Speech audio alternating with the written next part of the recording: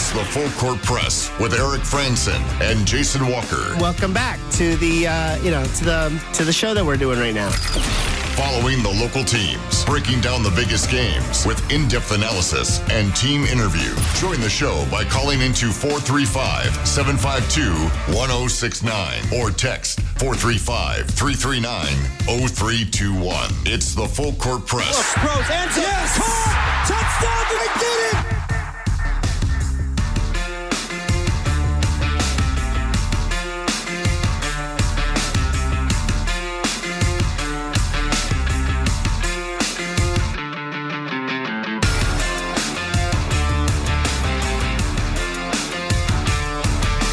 Welcome on into the Full Court Press.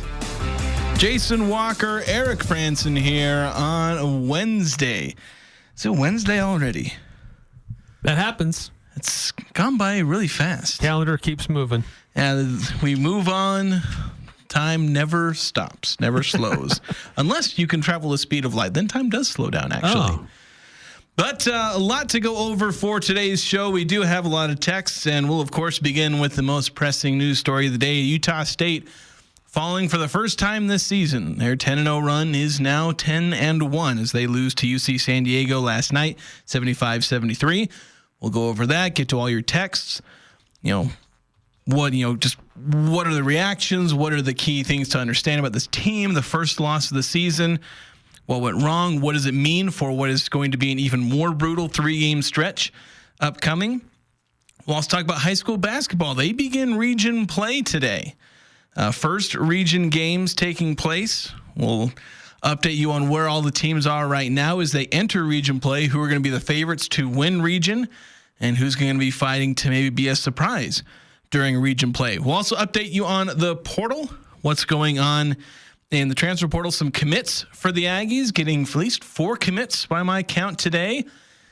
Some exciting, some are long snappers, so people don't usually get excited about long snappers, but it's a very important position. It's an important one, yeah. You should be getting good recruits, and it seems like the Aggies have gotten a couple of solid ones. More updates on the lawsuit between Colorado State, Utah State, and the Mountain West. One more party joining the lawsuit, Boise State. So we'll update there. We'll go over any potential key points for the lawsuit, what the Aggies may be, or what Utah State and all the plaintiffs will be trying to argue, and then also the return of the legendary game show, Bowl, Basketball, or Bogus. In honor of bowl season starting, I'll be quizzing Eric on how well he knows the bowl games. We'll get to that in the second hour. We'll have a few more details. So we did do this last year, so those of you who are longtime listeners may remember this from last year. And Eric did actually pretty good, if I remember last year. Well, I know I've known this is going to be coming up, so I've purposely tried to stay away from looking at bowl games. I know we had a bowl game last night that kicked things off, but I've purposely tried to stay away from looking ahead at bowls because I knew this would be coming, and I wanted to give it a fair shake this time. So he's been a good sport about it. So I cooked up a list of different things, but again, we'll get into that a little bit later, and we'll invite you to play along, see if you can yell at your radio. But for now, let's get into the meat and potatoes of this, Eric. Utah State losing their first game of the season. Took a whole month for the Aggies to eventually lose a game, which is certainly impressive. But they finally had a game where they did not look super impressive, and it cost them. They lost at home to UC San Diego, a good team in their own right, and now they've gotten a quad 1 win. Of course, it's over the Aggies, but certainly the Aggies not playing up to their standard. Really should have won this game, but just couldn't make hardly a bucket at all in the entire second half, and it pretty much was their undoing. Yeah, I'm just looking back through, the last several minutes of gameplay for Utah State, and I just want to verify this.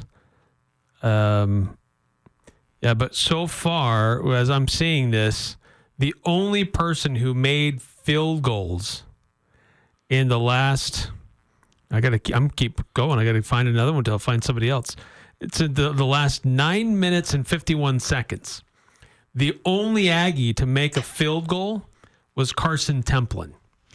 Yeah, and of course, in the last 9 minutes, 51 seconds, there were only 5 made field goals. 3 of those were in the last 40 seconds. Yes. The Aggies went from the 9:51 mark when I thought it was potentially a momentum swinging play. The Aggies were going to push forward, go on to win the game. They went up 53-47. They get the block. Yeah, Carson Templin got the block. Tucker Anderson, kind of tipping the rebound to himself, kind of caught the UC San Diego players flat-footed. They weren't ready to get the ball that was tipped out beyond the three-point line. Anderson grabs it, goes all the way down, throws down a dunk, and then for the next essentially 9 minutes, the Aggies made 1 field goal. Carson Templin made a three-pointer, but with that, it went from 53-47 to eventually 71-64, swinging from a 6-point Aggie lead to a 7-point UC San Diego lead. And you could nitpick a lot of different things that were the reason why the Aggies lost this game. When you lose by 2 points, you can find a million different things. If you want to blame the refs, you can go blame the refs. I don't think it was their fault. You could blame, any number of shots that the Aggies missed. Just go pick one. But I really think it comes down to this stretch where they went, I think, 1 of 13 over a 9-minute stretch. Wasn't the only cold spell they had, but it was certainly one of the longest, and given the time that it happened, I would say the most impactful. Oh, yeah. Yeah. I mean, we've seen Aggie teams have cold stretches before, but they've been able to kind of overcome it and get out of it a little bit. But you can't have that kind of a cold stretch late in a game. And it's not like they didn't take shots. They had a lot of opportunities even at the rim, but they just didn't go in. And so it felt like as the game progressed, they got a little bit tighter. They were forcing some things.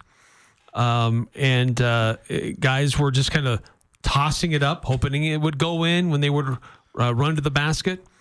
And so they weren't really a high percentage, like, let's run a set play, let's get something done. I think you have to give UC San Diego a ton of credit for what they did. Utah State should have out-rebounded these guys, had a size advantage in the paint, should have dominated in offensive rebounds and second chance opportunities, and they didn't. So part of that is a problem with Utah State's personnel and how they approached the game last night. But you have to give San Diego a ton of credit too. But the Aggies, it seemed like as the game went on in that second half, if you call it the fourth quarter, really the last 10 minutes, just things continue to get tight. The only way they were getting points was at the free throw line, which is not necessarily a bad thing, but the fact that you go that long like they did without a field goal is very problematic. Yeah, and you can't go that long and expect to win. Sometimes you can pull it out and it's a miracle. The Aggies have kind of done that to some degree. Usually they've been good in the second half. Most of their cold spells have been isolated to the first half. This is kind of the first time they've had a really bad cold spell in the second half.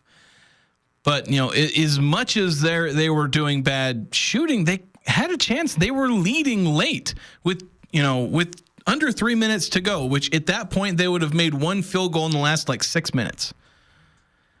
They were leading by 4 points with under 3 minutes to play. Again, having made the 1 field goal in forever. But they give up back-to-back 3-pointers to McGee, who had 6 3-pointers in the game, and they just let him. They were somewhat difficult shots. They were decently contested, but still managed to get them off and make them, and that provided the big final push. He made the final 3 field goals for UC San Diego, and then they made all their free throws. So right, that was the key, right? They made their free throws. Yeah, they went. Utah State did not. Yeah, in that final minute, they went 6 of 6 to the free throw line. The Aggies missed a couple of crucial free throws. There were a couple times that Carson Templin missed an and one on a 3-pointer, would have cut it to 3, I think. Mason Falslev missed the front end of a 1-and-1. I think they actually got the offensive rebound, but still missed. That was still points that were left off the board. So you had for the first time, really, I think this is the first time that I think the Aggies just didn't execute in the clutch on offense or defense, where they gave up clutch buckets to UC San Diego and then couldn't get stops. They had to foul, and then they couldn't make shots. And, there was that last, desperation from, Carson Templin where he makes a three-pointer, then they get a layup. Actually, I guess they got a turnover, which helped them cut it to 2, but there weren't any more miracles beyond that. So, the Aggies just didn't do enough in the clutch when it mattered, where they've done that for at least 10 games. I know not every game has gone to the clutch, but they had performed in the clutch in every game that they had to. This is the first time that they haven't. And so it's a bit of a surprise, and it's potentially a chance to overreact. And I'd caution against that because you had a bad game. Literally every team has a bad game. In this game, do you maybe see some of the weaknesses of the Aggies? I think, maybe there's a few weaknesses, but I feel like to me it was more the Aggies just didn't do things that they've normally been doing fairly well. Maybe this is also the first time that they were truly burned on the fact that they do really struggle to finish at the rim. They were 8 of 20 on layups. They struggle to hit contested layups. It's just becoming a thing. Like I was hyping this team up to heck and back about how good they were about finishing layups, and they're just bad at it this year. Whoever's doing it, they're just bad. They're just not doing it. Ian Martinez, Mason Fossil. It's not isolated to one guy. Yeah, and guys who were elite at it last year. That's the mystery of it. These guys were elite at doing this last year, and now they're not. Like, it's also like Tucker Anderson. Dude was an elite three-point shooter. He's now shooting in the teens on threes. And, in my latest conspiracy theory, Mason Falslev stole Tucker Anderson's three-point shooting. I don't know if I should tell Mason to give it back, but, somebody's got to give it to him. Did the Monstars come and steal Tucker Anderson's three-point, Yeah. It's just crazy. Spell. Let's get to the text line. We had several texts coming in. Actually, a lot of them coming in before the show. Some of them left over from last night. I think texting in about Aggie Call. Just a reminder, they have a separate text line. I suddenly forget the number. I should have it written down here in the studio. 554-1175. Yeah, 554-1175. So that's the number you can text when you're texting into the Aggie Call, the KVNU Aggie Game Day. So with JD and with Stockton, were you on there last night with them? No. After the game, I didn't get a chance to listen. I imagine, as JD said, it's kind of a therapy session. Yeah. Talk about the first loss. But again, it's a loss. And you're very likely going to see one or two more of those in the coming games. But it's something that is important is you're 10-1. Keep that in mind. But 8867 on the text line saying, is there any injury update on Drake Allen or Braden Housley? Well, Braden Housley, I believe, just isn't in the rotation. I don't think he's been injured. Because I believe Jordy Barnes. I don't know about Braden Housley. I haven't really seen him. He's played, and he can't redshirt. He already used his red shirt at SUU. So I think he's just not in the rotation. I think Jordy Barnes ended up beating him out for the rotation spot. Yeah. But with Drake Allen, you may end up seeing Braden Housley a bit more if they want to, go a little bit deeper into their guards. They may not because in these next few games because they're going to tighten up the rotation or at least not extend the rotation. There's some games where you see Isaac Davis a little bit more and Jordy Barnes and Dayton Albury a little bit more. But you get into this 3-game stretch, he's going to go with guys he knows he can trust. Yeah, so instead of having a sometimes 10-man rotation, you're going to see it pretty much locked into, now if you're down Drake Allen, it might only be an 8-man rotation as opposed to pretty typically being 9. But with Drake Allen, I don't have any injury update now. Jared Calhoun kind of offhand in the post game said that Drake Allen's his shoulder came out of its socket. Like he says that it just came out of his socket. Like that's he didn't go into any specifics, but it just seemed like he had a dislocated shoulder. Got hit pretty hard on just kind of a bang play. Guy went for a steal. Happens in just about every game, and he missed because Drake Allen turns, gets the shoulder instead of going for the ball. Wasn't dirty. It's just a guy going for a steal. It's an aggressive play. Yeah, an aggressive play. He got called for a foul, as he should have been. But Drake Allen just got hit bad. The shoulder came out of its socket. Hopefully that's all. because usually that's not really a catastrophic injury. It's if stuff happens after the shoulder comes out of its socket that can cause problems. Right. So if it's a dislocated shoulder, and I mean, best case scenario, he's still out a couple of games.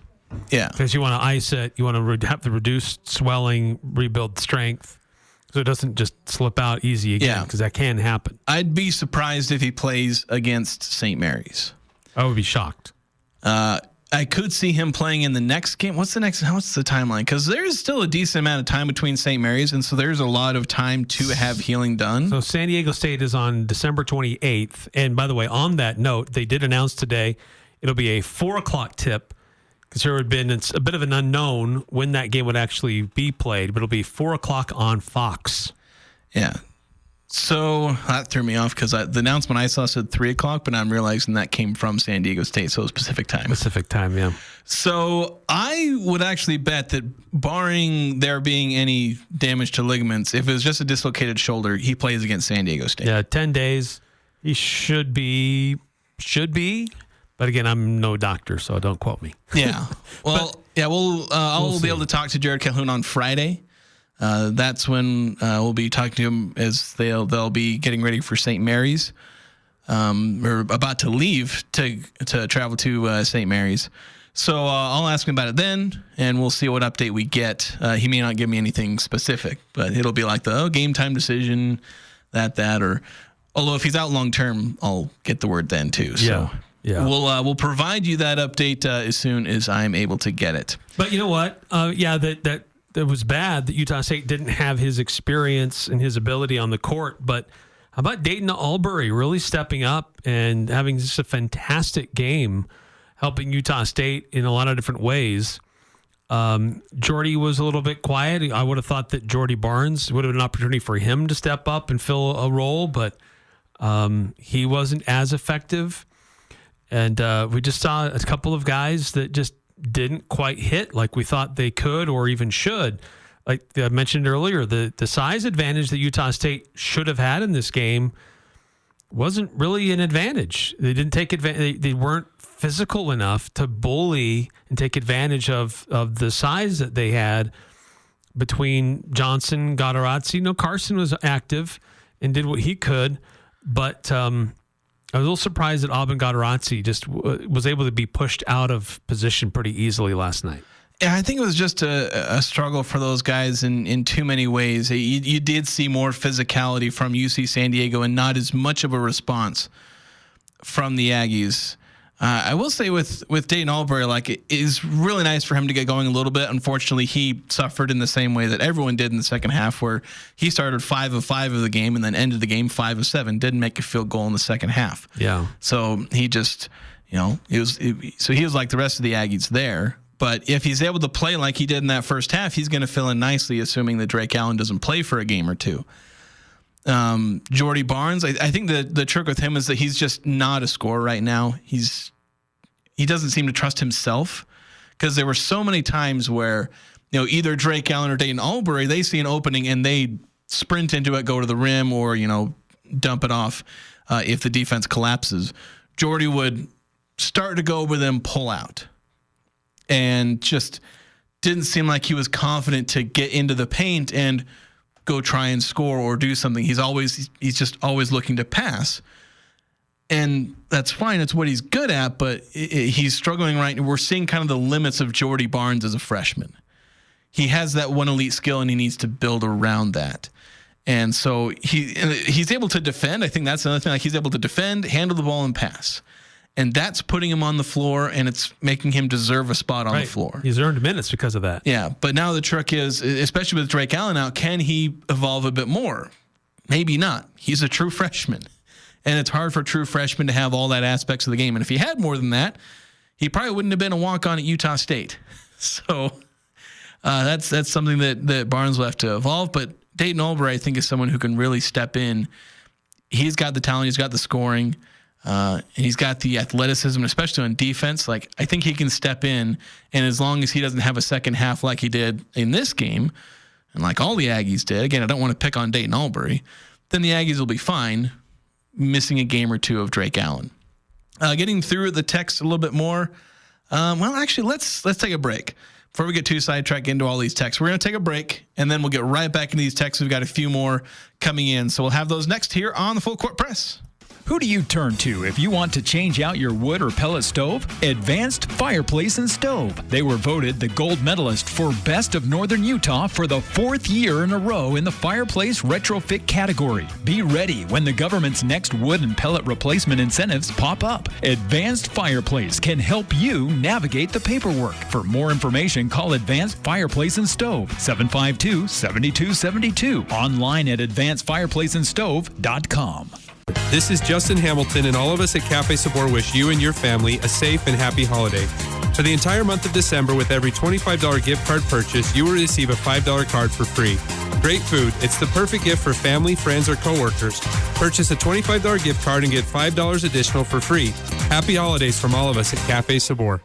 Hi, this is Rusty Allen with LSS Insurance. Be our guest December 19th, the third Thursday at 7 p.m. If Medicare and Social Security is on your mind, now is the time to come learn. Planning ahead will give you the confidence you need to make these important decisions. The seminar is free. The information is valuable. Call LSS Insurance at 752-9493 to RSVP. The third Thursday, December 19th, 7 p.m. at our office by the North Walmart. Happy holidays from the entire team at Adams Wealth Advisors. As we celebrate the joy of this season, it's also time to plan for a financially sound future. Wondering about tax strategies or required investment distributions? Adams Wealth Advisors has the answers. The Adams Wealth team is here to guide you through any complexities and ensure a prosperous new year. Happy holidays from Adams Wealth Advisors, where achieving your financial goals is their mission. Call today to schedule an appointment, 752-1702, or search Adams Wealth Advisors online. It's the Full Court Press with Eric Frandsen and Jason Walker.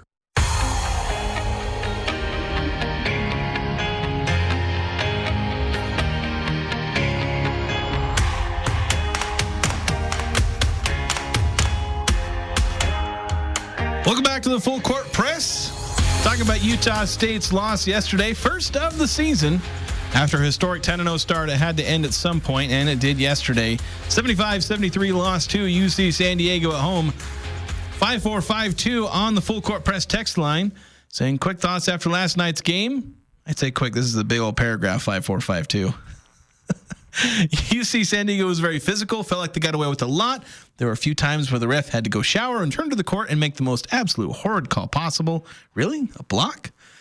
Aggies missed Drake a ton as a playmaker and defender. Refs aside, the Aggies chose a poor time to have an awful shooting night. Trouble in paradise when relying on Carson Templin in the second half for offense. Ouch.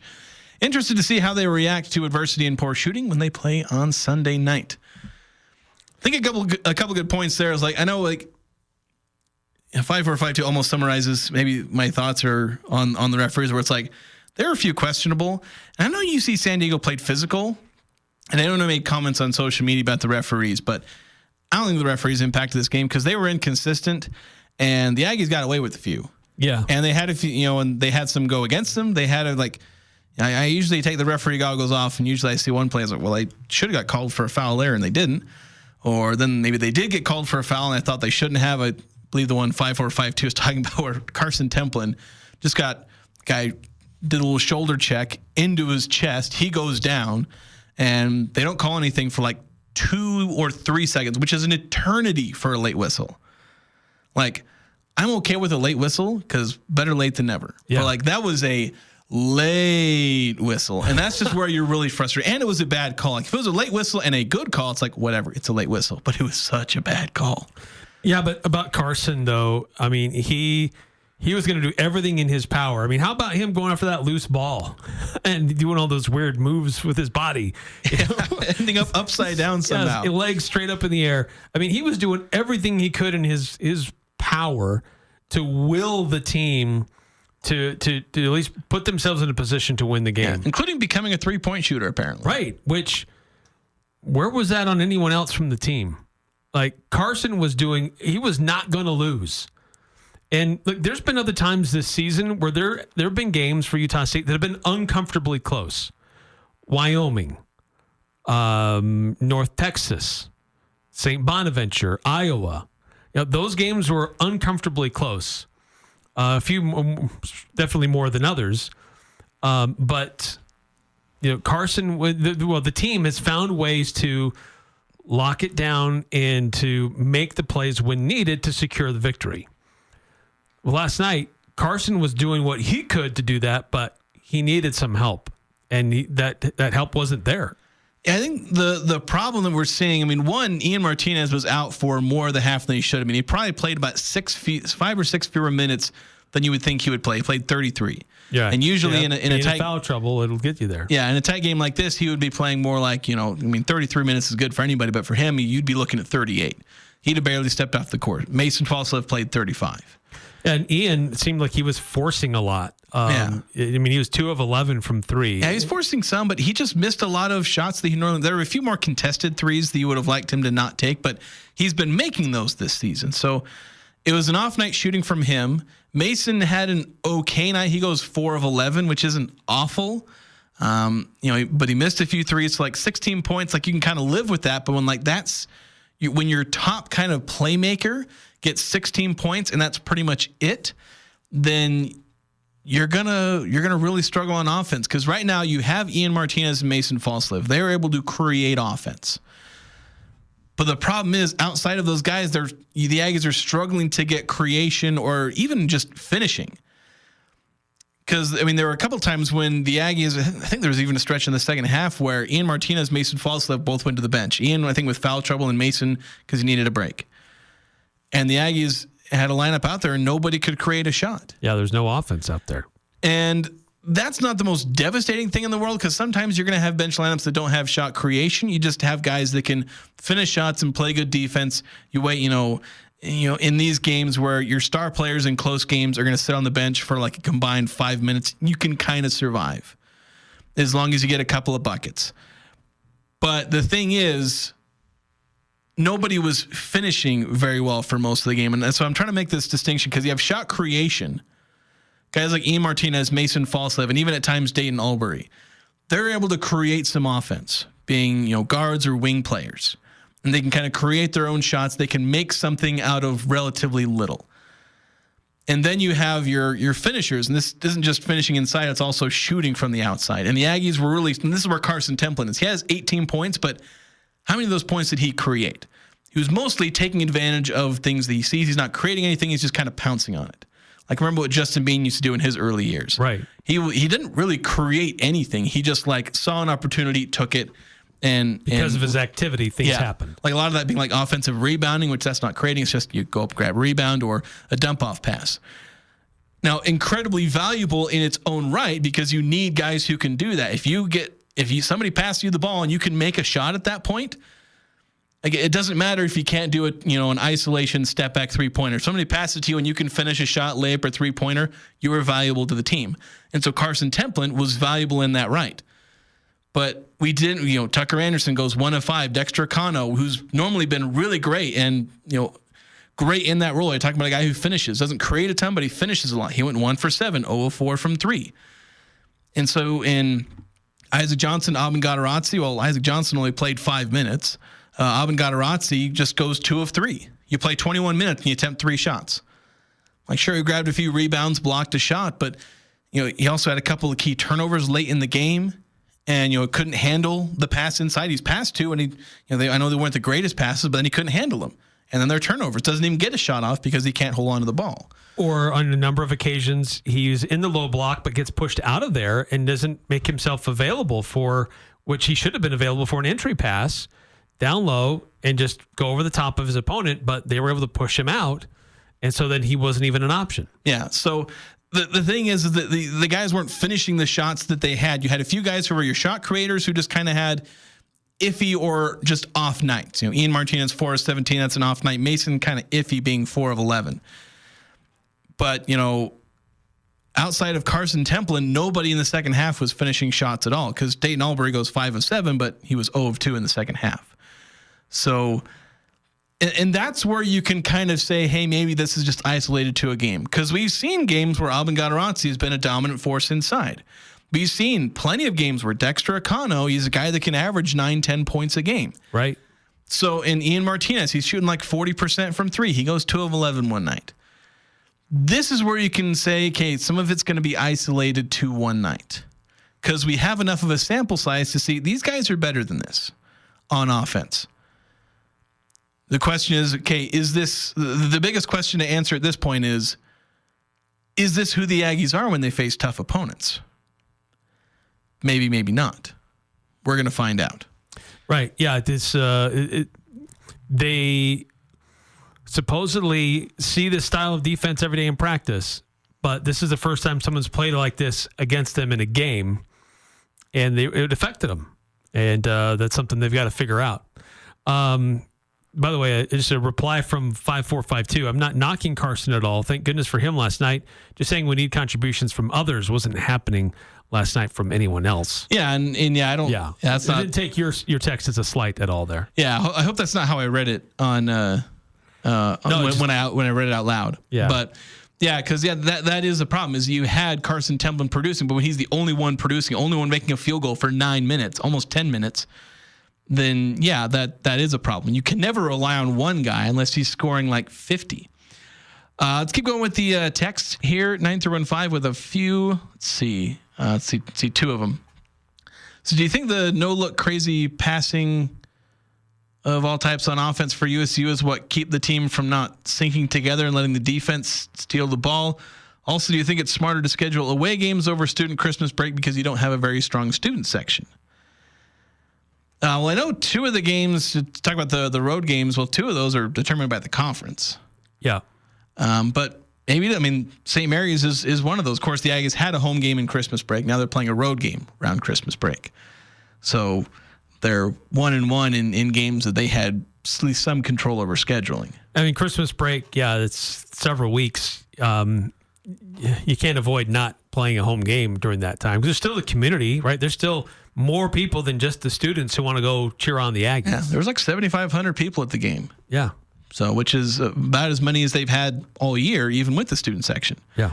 I know the text says, can we all go to USU basketball practice and as the team plays, hit the shooter with the pool noodle and Nerf guns to make sure they still make their buckets when it's so physical on the court, but you don't get a foul, the shot goes in the hoop. It also helped them keep their focus. That don't work. Bringing the football team to play basketball to help with being physical. It could be street basketball team against the football team. Yeah, I think they'll be fine. I just think that this was because they've. It's not like they haven't played some teams who can play physical, but I think this was a bit of a wake up call to them. Yeah, and the fact that they lost for some of those reasons, and that's I don't think they lost because they weren't physical. Like when you talk about losing the rebounding battle, they lost by 2, and they were the team that shot 40%. Of course, the other team has a bunch of rebounds more than them. The Aggies had more offensive rebounds. They had 12 offensive rebounds. UC San Diego had 7. Like the Aggies had the ability to go out there and get rebounds. There were just more opportunities for UC San Diego. It's not like they were dominated on the boards. Now, they didn't dominate the boards. They did okay. And I don't think they were missing shots because UC San Diego was too physical. I think they just missed shots because they've not been as good at finishing those shots inside all year. And maybe they do need to go out there and get some pads and start hitting them with the pads when they go shoot a layup. Are we seeing Coach Calhoun adopt the NBA model that it's either a 3-point shot or a shot at the rim, nothing in the mid-range? Well, that's how it should be. And then so these guys, because we've seen, Ian Martinez had a nice little mid-range jump shot that he would do last year. Well, the thing is, you take mid-range jump shots with the right people. Carson Templin should never attempt a mid-range jump shot. Yeah, that extended hook shot is not really a great shot. Well, if he develops a hook shot, then he should shoot that. But Gaudarazi's on a mid-range jumper. Dayton Albright, I don't think I've seen that in his bag. Drake Allen, not really. Like, you really should be saying you either get a layup, 3-pointer, get fouled, and if you don't get any of those, then maybe your star player takes a mid-range jumper. Like, that's what it should be. Like you say, I don't know if you meant it as a bad thing to say the NBA model of layup 3 because that's literally the most efficient offense. Yeah, but we don't really see there's sometimes opportunities to maybe just pull up free throw line and hit a jumper.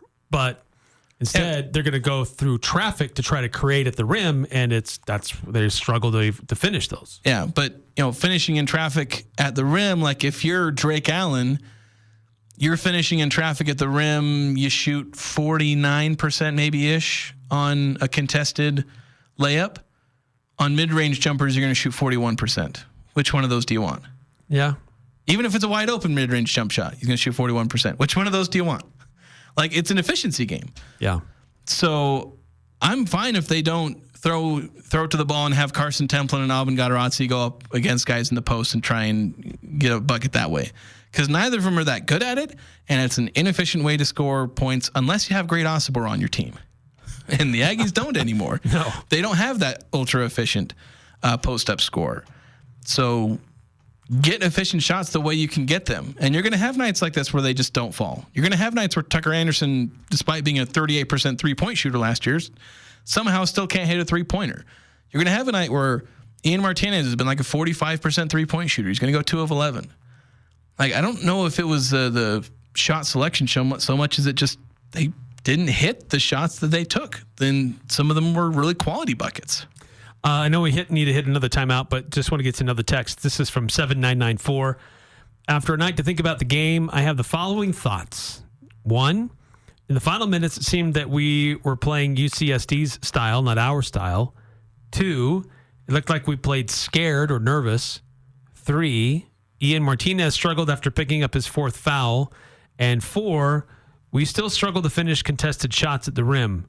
Finally, we really need Akano and Anderson to find their outside shot again. Yeah, if Akano and Anderson are hitting their outside. Akano was actually shooting well above his career average to start the year. Hopefully he sticks to that and isn't like he was tonight or last night where he went 0-4. But by golly, does Tucker Anderson need to find some way to start hitting his outside shots? Whatever it is, voodoo, something, go out there. Do we need to have a sacrifice? Like, what do we need to do to get Tucker Anderson his outside shot again? But I think that these other points are definitely valid, especially the Ian Martinez struggling after his 4th foul, offense and defense. Yeah. I think he just got called for 3 straight ticky-tack fouls. It was like, I don't know. Like I said, that's why it was weird with the refs. It felt like they were inconsistent. Not bad, just inconsistent. Which look, maybe you would say that is bad. Coach Calhoun still rolled the dice and got him back out there with 6-7 minutes to go in the half. Which I think was the right decision because they didn't have any offensive creation. Got to get them out there. So it was the right thought, but it didn't yield. Yeah, buckets just didn't work. Yes, let's hit another break. We got more text rolling in, so we'll keep this discussion going. Getting your thoughts on Utah State men's basketball here on the Full Court Press. Advanced Heating and AC, the gold medal winner in the Best of Northern Utah, is teaming up with Carrier Heating and Cooling. Carrier provides you with the best furnace units available. And now is the best time to buy a new unit before the weather turns Cache Valley cold. Financing options are available. Turn to the experts at Advanced Heating and AC and Carrier. Advanced Heating and Air Conditioning at 752-7272. Stop by at their showroom west of DI. Online, advancedheating-ac.com. I am Gary from Salt Lake in Logan today doing our traditional annual Christmas shopping that we do and have been doing for the last 20 plus years at the Sportsman. We love the service and the people that work there. We love the way that we're treated, something that we cannot experience in Salt Lake City. The selection they have and the quality of merchandise they have, as far as I'm concerned, is second to none. Welcome, friend, nice to see you again at the Sportsman. It's never too cold or wet to get rid of that old vehicle. Now is the time to earn extra cash for the holidays by calling DD Auto and Salvage. Let them pay you for that junk vehicle. DD Auto and Salvage makes it easy and fast to get rid of your junker vehicles, paying you the most money possible. Pickup is available. DD Auto and Salvage in Logan wants to pay you today. Call 787-1204. That's 787-1204 today. See store for details.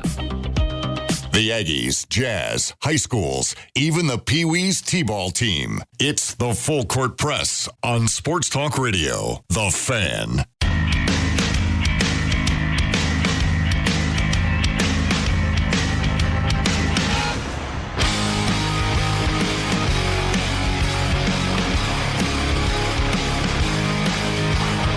This music makes me think I'm calling a high school game because whenever I do the Logan games, this is the bump music I play coming out of commercial breaks and whatnot. Very familiar to you, then. Yeah, it's very familiar. I was like, wait a minute, I know this song. We do have high school games tonight. That is true. We'll start of Region 11 play. Yeah, a lot of games. We got teams traveling down to Westfield, out to Bear River. Some exciting matchups as teams get ready to begin the region slate and get ready. Of course, it'll be the only time a lot of these teams play Westfield in region play if all the realignment ends up being solidified as it. Well, if the latest. What are the considerations for realignment? If those end up being the reality, which it feels like they are, but we'll see. Yeah, I think they're supposed to decide this week. I think today was the deadline for anybody who wanted to make an appeal to move up. Move up, or they only said to move up. Yeah, they didn't even say like move down. No, they just said to move up. Which they've assigned Logan as a 3A school. So if for some reason Logan wanted to appeal that to say, no, we want to move up, we want to stay in 4A and stay in this region, that's what that would be for. Yeah. I don't think they'll do that. I think they want to be in 3A. I think they're okay with going down to 3A. There's challenges to being in 4A or in 3A. There's a list of pros and cons. The pros are competitive balance. The cons are travel for sure. Yeah. Anyway, we're getting off topic a little bit. Getting to the Full Court Press text line, a lot of texts coming in on Utah State basketball. The reactions to their loss to UC San Diego. 1623 saying, what do we think of Fish's minutes? Isaac Johnson saying, Carson taking the starting job soon. Seems like only minutes that Fish gets are the opening 5 to 7. Yeah, I think that's what Isaac Davis is going to kind of be reduced to this season. I think injuries are just having a really big impact on his ability to play. Isaac Davis? Oh, excuse me, Isaac Johnson. Sorry. Oh, okay. I think that's hurting him. The lineups that he's in tend to do fairly well. I was looking to see like if the lineups, like the starting lineup is one of the better lineups the Aggies have in terms of plus minus. It's not the best, but it's one of the best, which is typical. Usually your starting lineup is maybe not the best, but in the top 4 or 5, and that's the way it is for the Aggies, and it makes a lot of sense. But yeah, only played 5 minutes. Yeah, I basically played the first couple minutes of the first half, first couple minutes of the second half, and that was pretty much it. As far as Carson Templin taking his job, technically he doesn't play the same position, at least based on the way Utah State has their roster set up. Yeah, Carson, you need him off the bench. You need his energy and his influence off the bench, and he's more Aben Gadarazzi. Yeah, that's the thing. Straight across comparison. Yeah, Carson and Aben have never been on the court at the same time. Like, not once this entire season, at least according to the lineup data I have, they have not played on the court at the same time. And I think that's on purpose. They basically are both centers, essentially, is the role they're playing. Like, even when Carson Templin and Isaac Johnson, which they were on the same court for a minute, I think, in this last game, on the court at the same time, Isaac Johnson's technically the power forward in that lineup. And it was kind of technically the case last year. So I don't think you're going to see Carson Templin taking Isaac Johnson's job. I think you're going to keep seeing him coming in as the backup for Aben, playing a lot of minutes. Like, you're probably going to see Carson and Aben splitting the 40 minutes fairly evenly, which they did last night. Carson played 19, Aben played 21. I think you're going to keep seeing that.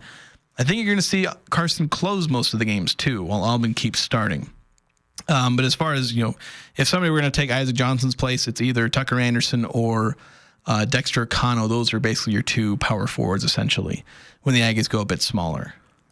And so far, I mean, Cano has had stretches certainly this year where you think, well, maybe he deserves a little bit larger role. Quiet game last night, but there's been stretches where, looking at who's the best sixth man for this team, it would be a strong debate between Dexter or Carson. Certainly Carson, as of late, has emerged more there, but he's done better the last few games, but Carson's at 10 points per game, Dexter's at 9.2, and so yeah, very close. They're both playing really well off the bench, but will probably stay in bench roles. 8968 saying Martinez did not have a good game, about the worst I've seen him have. Didn't Templin finish the 4-point play with very little time left? I thought he missed the free throw. He missed the free throw. Yeah, he had the opportunity for that, but he missed.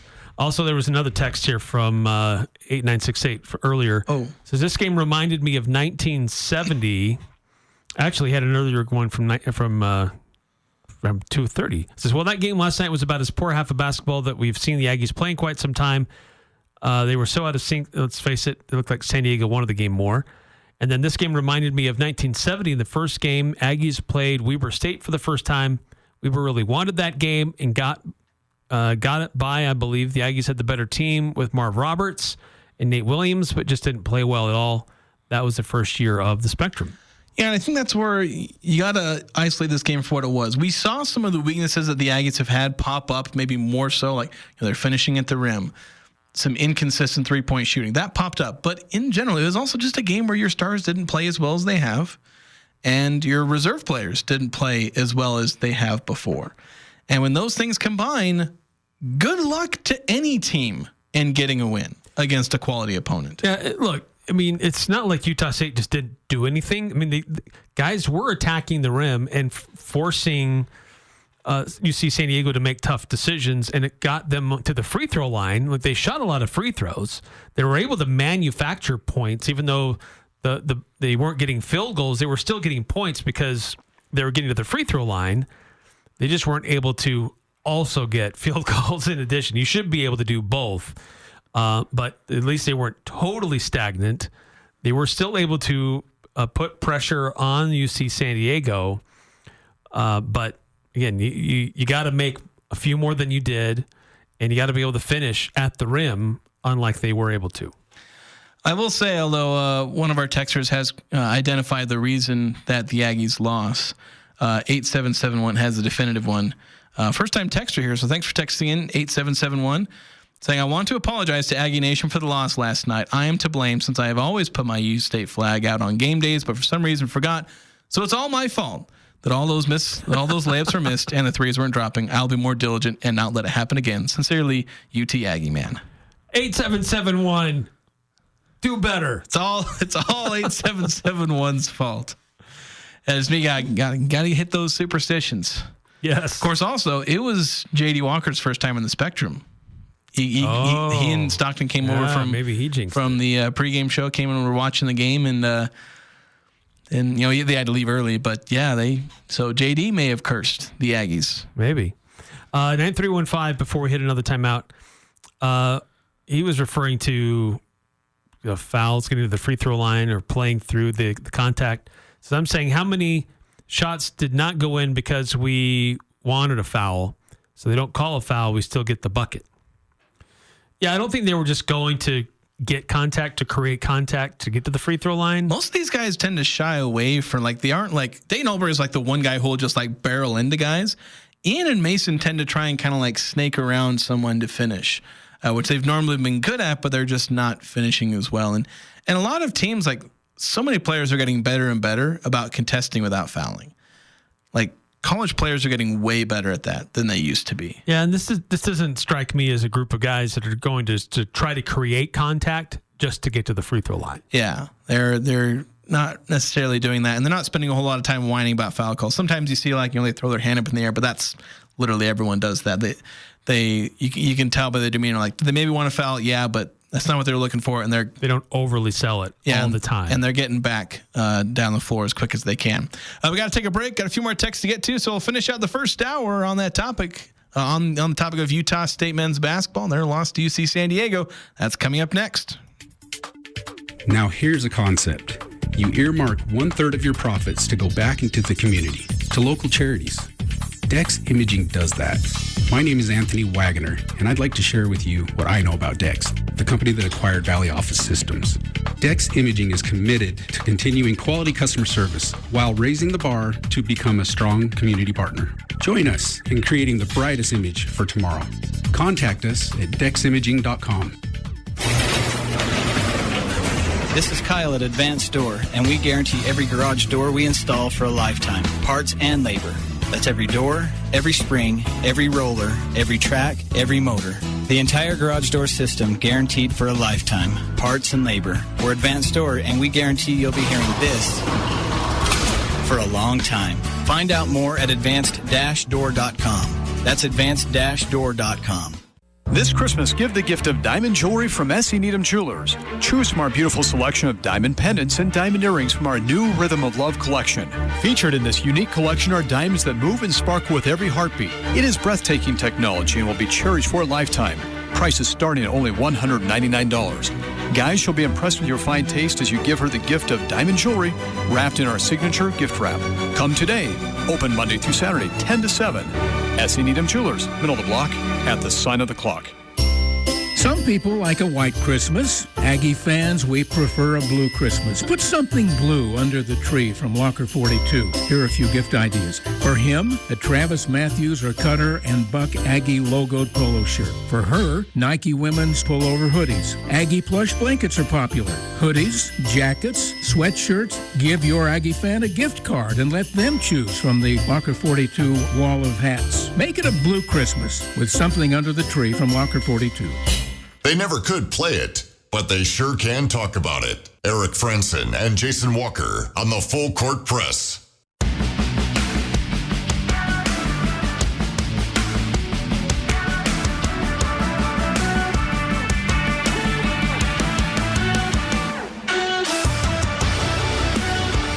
Your locally owned Preston and Providence Napa Auto Parts supplies parts to over a dozen different local Napa Auto Care Centers.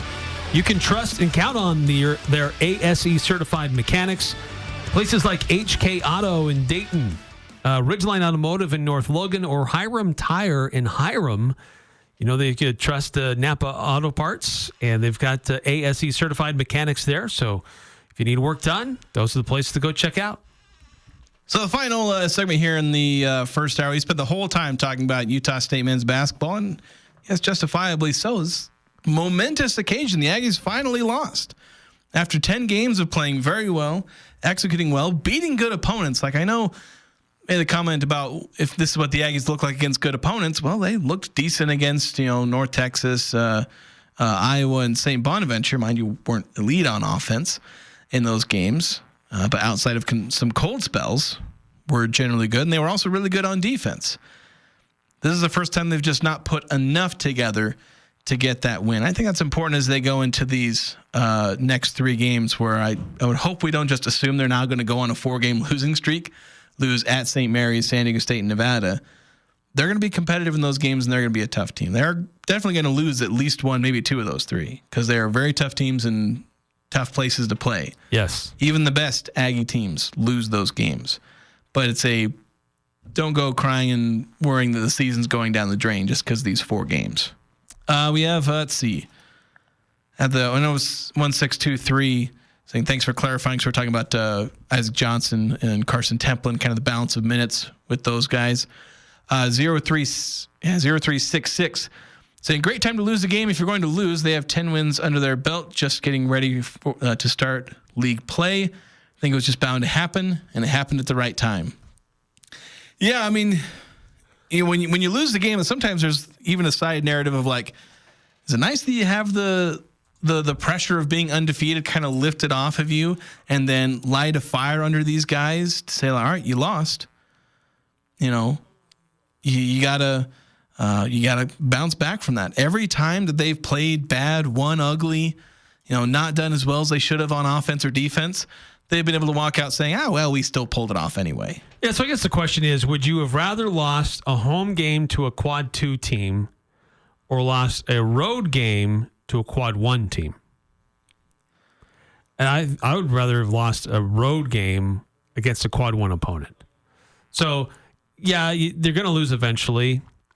This is not a bad loss. It could have been better, sure, but this isn't a bad loss. If this helps them dial things in and they pick up some quad 1 wins on the road, then if that's what you had to do to get a quad 1 win on the road, okay, well, I'll take that. Yeah, if they lose this game but win against St. Mary's, and it would have been the other way around, say you beat UC San Diego but lose to St. Mary's, which one of those would you take? Right. It's better on your resume that you beat St. Mary's in their place. But it's like the phenomenon I used to kind of observe with the New England Patriots, where they lose to this random bad team, a lot of times like the Cleveland Browns or the Buffalo Bills, back when both those teams are bad. Well, Browns are still kind of bad. The Bills are doing all right now. But back then, the Patriots would lose a game they had no business losing or losing bad. Like they lose to the Browns or lose to the Bills that year where they got blown out by the Chiefs. Then they go on and dominate the playoffs because it seemed that bad loss, a loss they had no business suffering, lit a fire underneath them. And coach finally was able to get through on a couple of key points saying, all right, you shouldn't have lost this game. And you did because you weren't listening to me. Right. You play with fire. Eventually you get burned. Yeah. And the Aggies. And then you learn your lesson. Yeah. The Aggies kind of were playing with fire in some respects with their offense. Not so much with their defense. Their defense has been fine all year. Got no worries about that. But yeah, their offense, I think they need a fire lit under them. They need guys to perform a little bit better, finish their shots, finish at the rim. And I think they're going to start figuring things out a little bit better. Of course, again, that makes it sound like they're playing bad. They're 10-1. I got to keep saying, how many times do I have to say this team's 10-1? They're going to be fine. 9-5, and that's where my optimism is. I thought I've been optimistic this whole time, but anyway, it's not the end of the world. That's going to do it for us in this first hour. Coming up next, we're going to talk about the transfer portals. Speaking of positive things, that's next in the Full Court Press. I'm Dan Patrick, and this is Above the Noise. When a franchise struggles through a losing season, the QB often bears the brunt of that criticism. But if we've learned anything from the Bears and the Jets this season, it's that while the quarterback play may not be elite, it's not always the main reason behind the team's poor performance. Take the Bears season as an example. Last year, the team won 7 games with Justin Fields, despite adding the number 1 overall pick Caleb Williams, along with multiple Pro Bowl caliber weapons. Chicago's win total is on track to decline this year. The Jets have suffered a similar decline in their transition from Zach Wilson to Aaron Rodgers. New York also won 7 games last year. This year, with Rodgers and Devontae Adams now in the mix, the Jets have only managed to win 4. Same as the Bears. That's not to say these franchises made a mistake moving on from their former first-round picks, but after both teams upgraded under center and bolstered their offenses, it's hard to say these quarterbacks were to blame for the franchise's struggles. I'm Dan Patrick, and this is Above the Noise.